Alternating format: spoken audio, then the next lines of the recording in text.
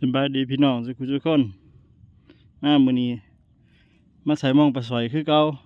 เดี๋ยวจะมาถ่ายคลิปให้เบิ่งมื้อนี้คือรักที่สิมานอยู่ดอกพี่น้องเอ้ยเบิ่งนัดโหลดใส่บ่ฮอดหานาทีปอมมองสิจมมาเลยพี่น้องเอ้ยเบิ่งผู้เห็นบ่เห็นบ่ปอมมองนั่นเห็นบ่ติงอยู่สิจมมาแล้วตัวนั้นปอมเขียวปอมสีฟ้ามันปอมเขียวใส่ปอมใหญ่เด้อเหลือครึ่งเดียวใส่มองแค่2 หัวอีกหัวหนึ่งบ่ได้ใส่ยังเศร้าเมื่อยอยู่เดี๋ยวตอนปลดปลาแล้วสิถ่ายให้เบิ่งใหม่อีกทีนึงปอมน่ะสิจมแล้ว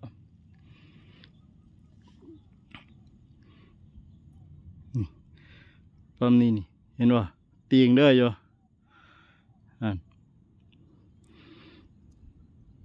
นั่นปอมนั่นสิจมแล้ว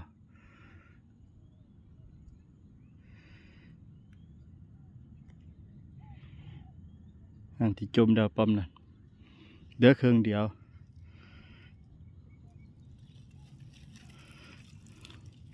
ปลาไว้จักประมาณ30 นาทีจังลงปลดเครื่องสูบน้ำเพื่อนอันนี้แหละใส่มอง12นี่กำลังมาใส่มอง12นี่มองปลานิ่นใหญ่กำลังมามึงมองหามองปลาสอยสิจมไหมล่ะ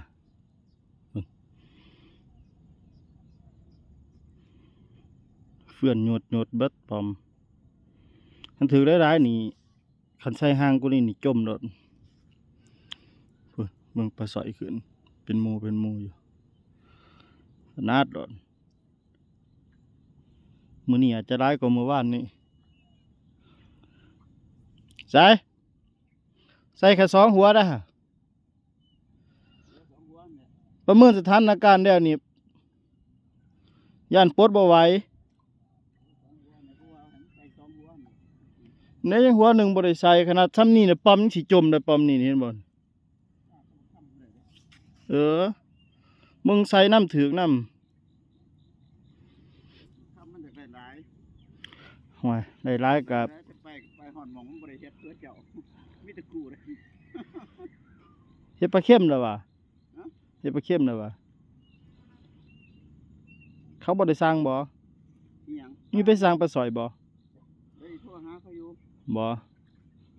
มันบึ้งเด้ทำได้ก่อน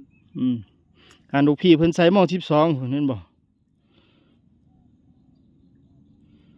พี่เพิ่นใส่หม้อ12อยู่เพิ่นเห็นบ่ปอมเฟื่อนหยดอยู่มันดึงกันนั่นน่ะเด้อครึ่งเดียวนี่ก็ดึง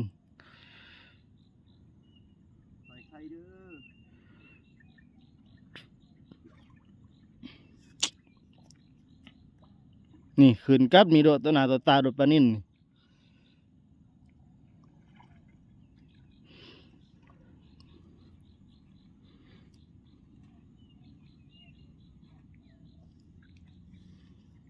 ตัวหน้าโดดเดี๋ยวตอนปลดปลาสิท้ายให้เบิ่งไว้อีกทีนึงเด้อพี่น้องเด้อสบายดีว่าพี่น้องสุขุทุกคนพูดทีมงานเพื่อนพนันกูพนี้ปลดยกให้เพื่อนเด้อเพื่อนบังแน่ยกเพื่อนบังแน่เพื่อนมันยังบ่ไรยกอีก